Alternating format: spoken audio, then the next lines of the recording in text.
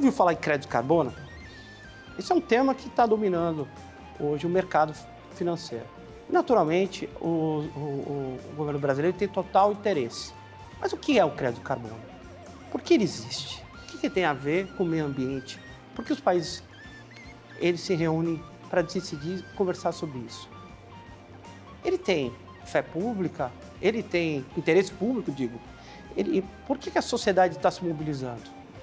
Hoje, para conversar sobre isso, eu convidei o Dr. Andrei Guimarães, um amigo antigo aqui desde a faculdade, antes da faculdade, da cidade de Santos, há muitos anos. O bom dessas questões é que a gente traz os amigos para conversar.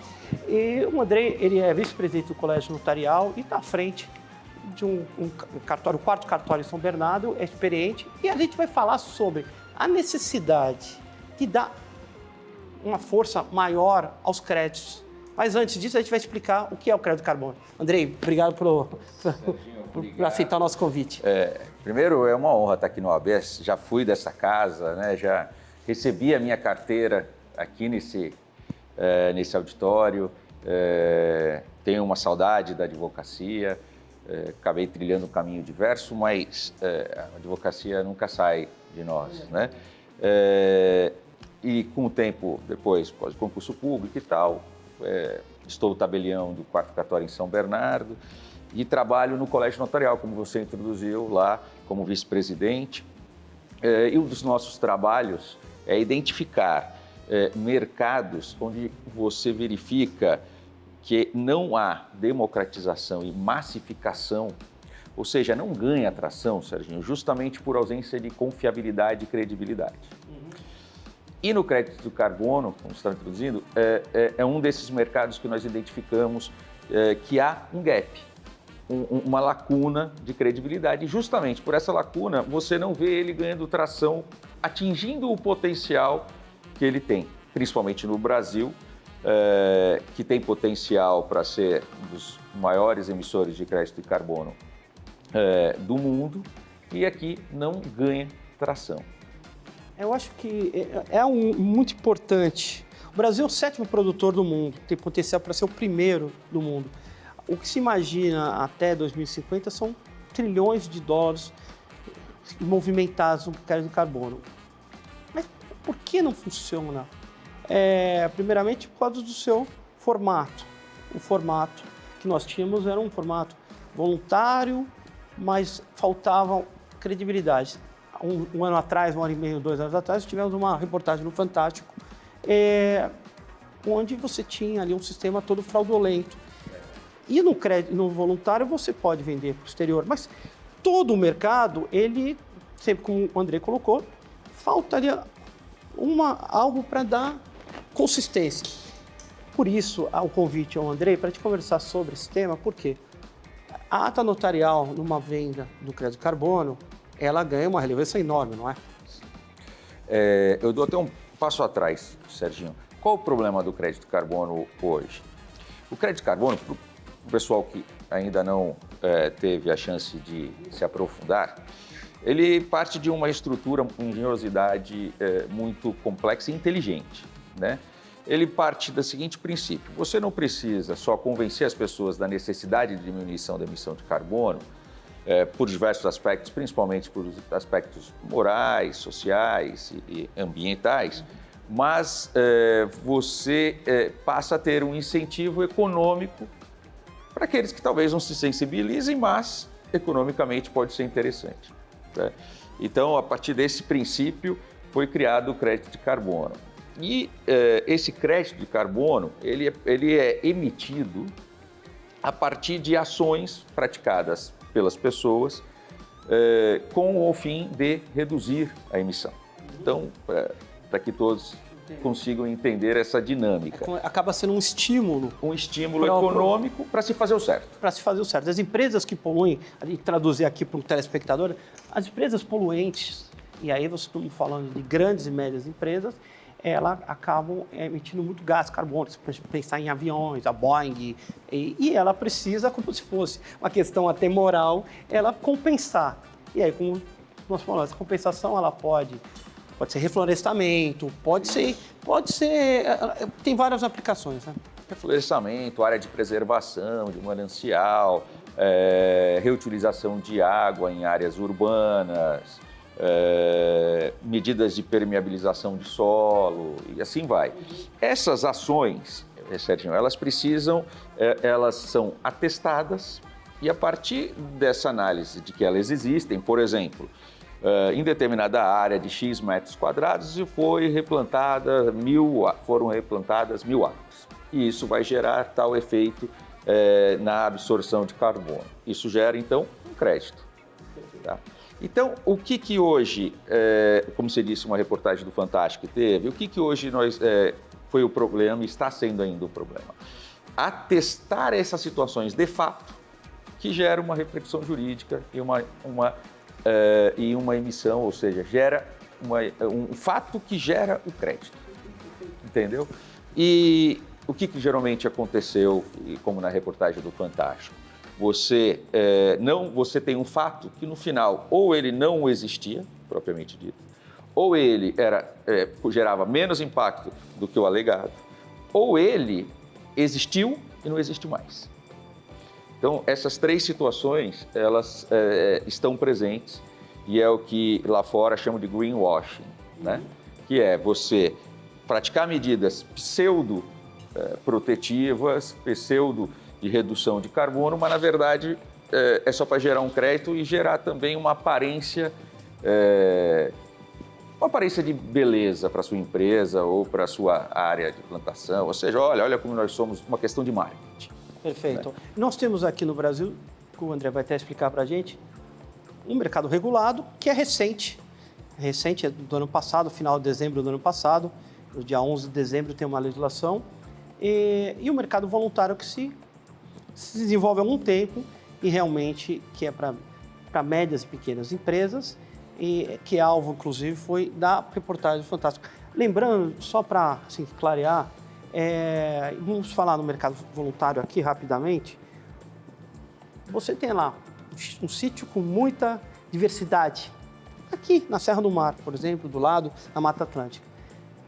Você contrata profissionais para determinar o que se tem lá dentro.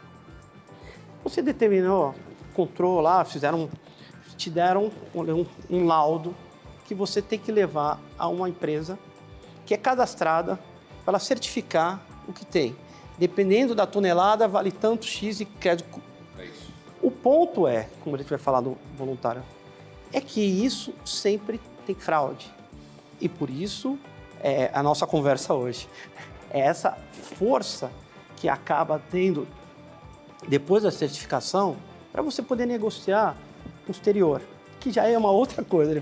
Vamos falar nesses dois casos. Mais complexo. Do mercado regulado e do voluntário. Isso. Então, o mercado voluntário, ele parte de um acordo entre as pessoas, ou seja, não há uma determinação de registro em determinado órgão, não há uma prévia de requisitos. Os requisitos são decididos pelas próprias pessoas, o que isso gera uma dificuldade de aceitação na hora que aquele crédito vai correr, né? Que ele vai ser transferido. Por quê? Serginho, isso é importante. A emissão tem a sua importância, né? E ela pode servir para aquelas partes primárias, aquelas duas, o proprietário, o dono da empresa e tal. Mas o potencial maior é quando você tem que esse crédito, ele ganha força e tração suficiente e credibilidade suficiente para que ele rode. Porque aí você cria efetivamente um mercado onde as pessoas transacionam aquele crédito.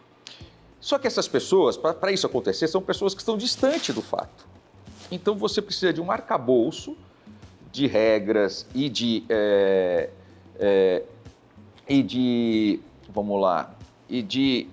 requisitos formais para que aquela pessoa na ponta ela entenda a importância e tenha certeza que aquele crédito foi originário.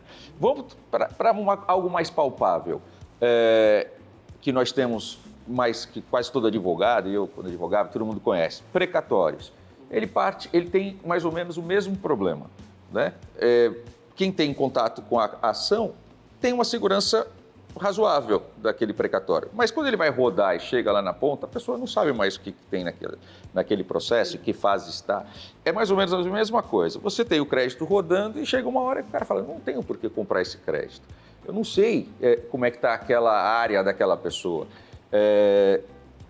E foi aqui que os notários identificaram que, olha, nós podemos agregar valor, né?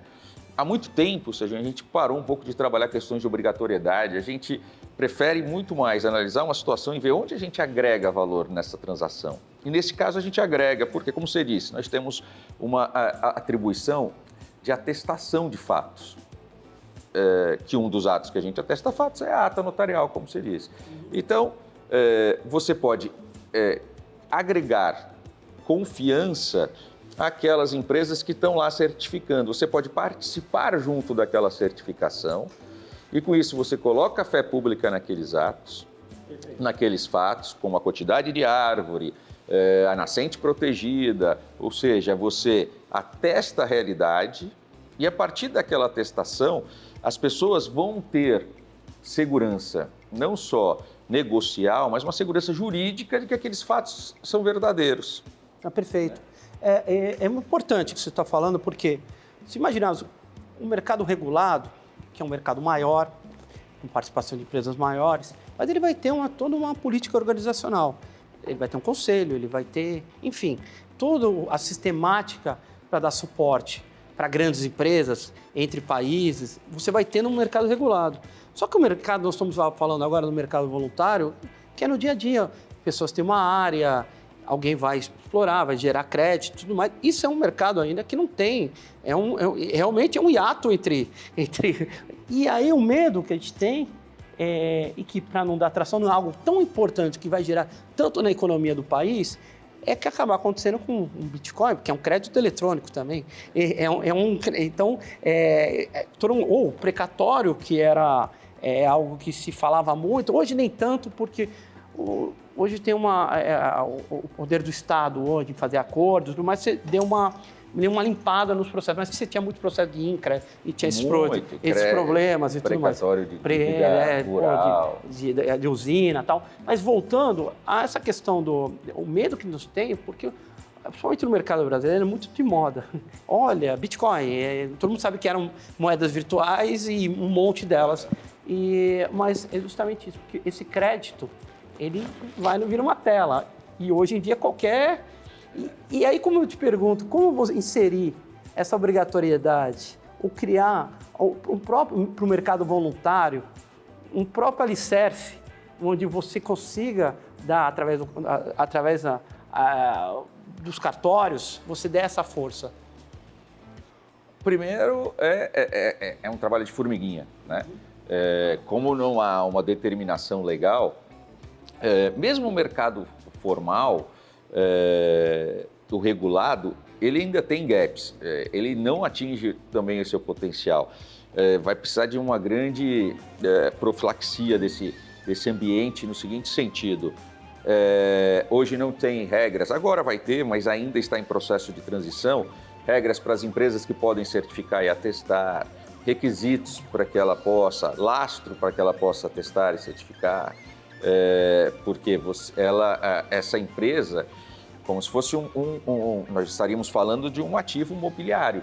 Essa empresa, quando ela expede, o que ela dá de segurança para quem vai transacionar aquele valor de bilhões, por exemplo? Mesmo no mercado regulado, ainda há um gap grande ainda. Essas empresas ainda não há uma uniformidade. Então, os critérios de emissão não são os mesmos de empresa para empresa, os critérios de quantificação do quanto está sendo reduzido da emissão de carbono, ou seja, ainda está difícil. No mercado voluntário, então, muito mais, né? Agora, o mercado voluntário, o que é interessante é que você precisa, primeiro, facilitar a informação, que é o que a gente está fazendo aqui. Fazer com que as pessoas tenham acesso a essa informação e saber que, às vezes, ela tem um ativo que ela pode estar tentando usar e ela não usa. Por exemplo, quantas pessoas têm, por exemplo, um imóvel em área de preservação e não pode fazer nada, né? E quando faz, mesmo sem má fé, gera algum dano ambiental e é punida. né? Então, você tem uma área que você pode estar gerando algum crédito para você, né? Então, assim, primeiro, mudança cultural, informação, e trabalhando a informação e gerando esse mercado e fazendo com que esse mercado ande. E aqui, novamente, é onde nós vimos que a gente pode acrescentar, porque você chegou ali e pessoas que estão transacionando que não tem certeza, não gera... Aliás, é muito legal isso, a gente falar que, assim, cara, todo negócio, ele parte de uma relação de confiança, né? E a sociedade vive numa relação de confiança, né? Você só passa no sinal vermelho porque... Você só passa no sinal verde porque você acha que alguém vai parar no vermelho. E é só uma regra, talvez ele não pare, né? Então você tem uma relação de confiança. E você vê que nesses mercados, principalmente os novos, e que hoje cada vez mais são abstratos, né? É difícil para a pessoa entender, né? E ela se sentir segura para colocar o dinheiro dela ali. Cada vez mais você vê que nesses mercados precisa de atores e notários, advogados, para que ele dê uma segurança suficiente para o cara falar, olha, eu vou botar meu dinheiro nisso. Né? Desculpa até te cortar, a ideia sempre aqui é a gente refletir e passar para a sociedade, porque não só os advogados, muita gente vê o programa, muito telespectador, e você está me colocando, e eu estava pensando nos últimos anos o que aparece de projetos, vamos lá. Às vezes, e as pessoas não sabem realmente. Por exemplo, isso é algo, uma perspectiva de um mercado intenso, com muito dinheiro, só que tem regras muito específicas e muito rígidas com relação porque está envolvido com o meio ambiente. Não é porque você tem um sítio que você vai vender, que você vai ganhar bilhões. E as pessoas têm que entender isso para evitar golpes. E aí que entra essa ideia importante de você trazer uma fé pública para um negócio tão importante, tão relevante. Nós estamos falando aqui, o Brasil é feito por água e mato. Está certo que invadem o mato, constroem em cima do mato, sujam a água, enfim, mas isso é um termômetro até para o mundo. O Brasil é um termômetro para o mundo. Vai ter a COP agora em Belém, no Pará, onde vai ser discutido esta questão, ainda que seja no mercado regulado, mas tem reflexo para o voluntário. Então, é muito importante essa reflexão, a gente entender o que nós temos, para que não caia em temas como nós falamos de moeda virtual e aqui os golpes que são feitos em pirâmides. Isso é um negócio sério, com muitas regras que devem ser analisadas e quem cumpre essas regras e tem áreas consegue realmente atingir esse mercado. Sim. É engraçado, você tocou num assunto muito interessante, né? E eu, depois que saí da advocacia, fui ser delegado de polícia e depois fui ser tabelião, né? Engraçado, né? Geralmente, os mais bem informados são os estelionatários, né? Eles são os melhores, né? Eles são bons no que fazem, né? Então, é o que você está falando. Moeda digital, crédito de carbono, precatórios. Pode ver que são pontos onde a bandidagem atua, né? É onde ele vê uma oportunidade para enganar pessoas. Então, assim, acesso à informação, ter um agente de credibilidade, como um advogado do lado, o seu advogado de confiança, o seu tabelião de confiança, atuando junto com o advogado na formalização, na análise da situação, na análise jurídica da situação e tudo mais, é essencial. E sai na frente quem percebe isso e vê uma oportunidade. Porque, como você estava dizendo, a quantidade de imóveis, fazendas que não são utilizadas e de área de preservação é enorme e isso gera um crédito. E não somos nós que estamos falando, né? O mundo aposta nisso. Né? Você disse da COP, a COP esse vai ser um dos principais pontos de discussão, né? De como fazer o mercado de crédito de carbono andar. Ele é um ativo subutilizado hoje, né? Então, e como dar tração a ele? E uma das formas de dar tração a ele é a gente informando e trazendo, vendo oportunidades para as pessoas e para nós profissionais. Exatamente. Ainda que, por exemplo, o presidente Trump não tenha saído do Acordo de Paris, ainda que o peso dos Estados Unidos realmente é enorme, mas o mundo sabe o que está acontecendo, o mundo está indo por uma direção. E essa direção não pode ser abandonada porque, mas as questões climáticas sempre tiveram, mas nunca teve tanta gente no mundo também. E essas pessoas do mundo são afetadas. Então, eu acredito que você tem que trazer equilíbrio. E o nosso mercado, o Brasil, tem potencial, mas nunca é confiável. Ações como essa trazem uma credibilidade importante para o mercado. Coisa que a gente não viu nem no... O precatório tinha só vendas, com vendas ali atestadas, escrituras públicas que eram feitas, mas o cartorário mesmo também não tinha, não sabia, ela acabava se trouxesse ali um... Nós passamos por uma mudança grande, né? Os concursos públicos, eles oxigenaram a área, né? Pessoas chegaram estudadas, eu sou concursado desde 2004, as pessoas chegaram com mais estudos, com mais vontade de mudar, com vontade de contribuir, não que os outros não tinham, mas era um outro mundo. Então, isso fez com que o notariado, né, ele se colocasse na sociedade, falasse, olha aqui, parceiro advogado, pessoas, nós estamos aqui para auxiliar vocês no que vocês precisam. E as nossas atribuições são abertas. Você pode olhar nelas lá e falar, pô, isso aqui encaixa em uma coisa que eu estou fazendo. Tivemos um case de sucesso, que foi a 11.441, com divórcio, inventário. Eu lembro que eu já estava no colégio notarial na época, e a gente tomou uma enxurrada de crítica de advogadas, isso é um absurdo e tudo mais. Hoje eu vejo os colegas advogados correndo para nós e normalmente lamentando quando o caso não permite que seja feito. Puta, que pena, olha, eu queria tanto fazer aqui. Por quê? Porque são soluções que simplificam a vida das pessoas, não perde segurança jurídica, né? Tá aí o resultado, não tivemos nenhum grande problema nessas novas atribuições. E com isso levantou, acendeu em nós, olha, a gente pode contribuir mais. A gente pode contribuir sempre, e esse é um dos critérios, a gente pode contribuir em mercados em relações em que há ausência de confiança. Objetivamente, eu acho que essa ação tem que ser encabeçada para todo mundo que trabalha nesse mercado, e aí eu conheço, eu também advoguei muito desapropriação, sei da realidade das áreas, e eu acho de vital importância. O colega que está assistindo, o investidor que está assistindo, as pessoas que têm chácara que estão assistindo, pode ser grande, pequena, e às vezes estão em área de preservação, que você não pode tirar um matinho, porque pode tomar multa. Enfim, essas pessoas que estão assistindo, é muito importante o que o Andrei está colocando, e as pessoas têm que fortalecer essa campanha para encabeçar realmente, porque você dá um outro estágio de algo que parece estar tão distante de todos nós, mas às vezes está do lado. Você tem o ativo. Então você tem que entender, primeiro que você não vai atuar, ou você participa junto, ou você aluga a sua área. Enfim, tem várias situações que você pode ir. Mas, voltando, André, objetivamente, como está feito?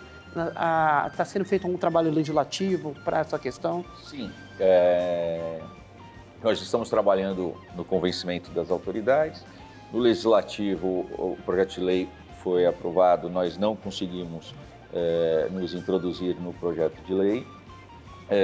Vai sair, tem uma comissão no Conselho Nacional de Justiça para regular a atuação dos cartórios na questão do crédito carbono, tanto os cartórios de notas quanto os cartórios de registro, porque parte desses fatos vão ser jogados dentro da matrícula, o que soluciona parte da questão, porque ainda que ele esteja na matrícula, o fato originador ainda ela pode apenas jogar dentro dela um fato que não é verdadeiro.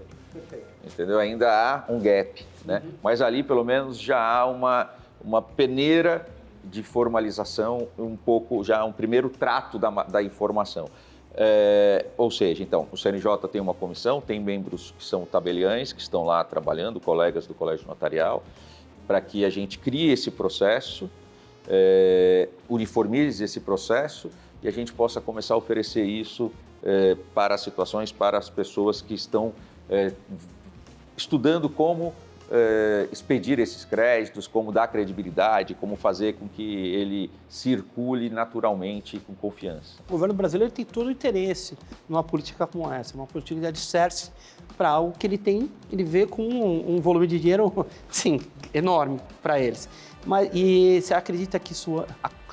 Talvez eu entenda da formação da lei, naquele momento talvez, porque é algo tão específico, mas talvez depois da COP ganhe mais força isso daí, ou você acredita que tem um caminho independente da COP, por exemplo? Eu acho que até a COP ganha força no sentido de que o assunto vai estar em evidência, isso vai trazer mais ímpeto para soluções, para apresentar soluções e gerar soluções.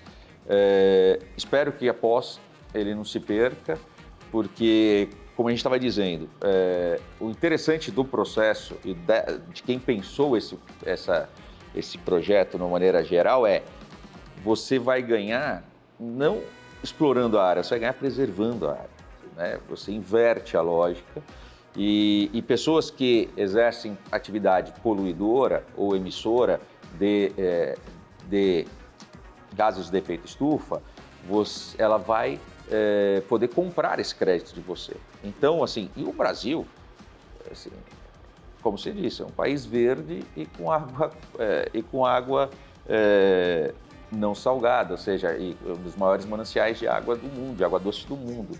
Então, você tem aqui um potencial enorme. E, assim, para mim, isso deveria ser e deve ser projeto de governo, projeto de Estado. Porque do mesmo jeito que um Estado produtor de petróleo, ele tem o petróleo como um projeto de Estado, de como explorar e como maximizar os ganhos a partir daquilo, o Brasil ele tem um estoque de situações geradoras de crédito de carbono enorme, talvez um dos maiores do mundo. Sim, o Brasil... Né? Então, isso deve ser e deveria ser um projeto de nação. Eu acredito, Andrei, isso é importante, né, para finalizar, porque o tema ficaria a tarde toda aqui, o dia inteiro falando, é segurança jurídica, é a segurança até para o investidor. Porque hoje, com o crédito, ele pode ser tokenizado, ser dividido em cada um projeto dentro de um token dividido. E alguém no exterior está lá comprando. Uma compra e venda normal, entra no mercado, na bolsa. Só que às vezes o cara quer fazer um projeto aqui, o estrangeiro, e ele precisa de segurança. E nada melhor do que ele ter a segurança com uma fé pública. Enfim, o Andrei já está convidado para voltar aqui ao programa, porque esse tema é muito interessante, é muito importante.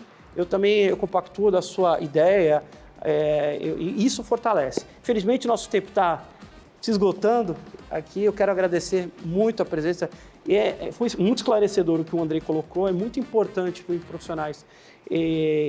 Primeiro que atenderam ao nosso chamado profissionais de alto gabarito que conhece da matéria, de uma matéria que nem todo mundo conhece, muito pouca gente sabe do crédito de carbono, então você já está convidado para voltar aqui, viu? Nossa, já é um prazer, como eu disse no começo, é uma honra. A OAB Santos considero ainda a minha casa. Fui advogado naquela época de correr balcão, né? Com as fichinhas e recortes. Isso é outro tempo, né, Serginho? Outro ficou lá atrás, né? Ficou lá atrás. Então, assim, voltar aqui é sempre um prazer e uma honra, e ainda mais trazendo o notário para o advogado. Ou seja, o notário e o advogado atuando juntos, ele fecha as pontas e confere segurança para tudo que ele está ali participando. Então, é um prazer enorme estar aqui com vocês. Obrigado, até a próxima.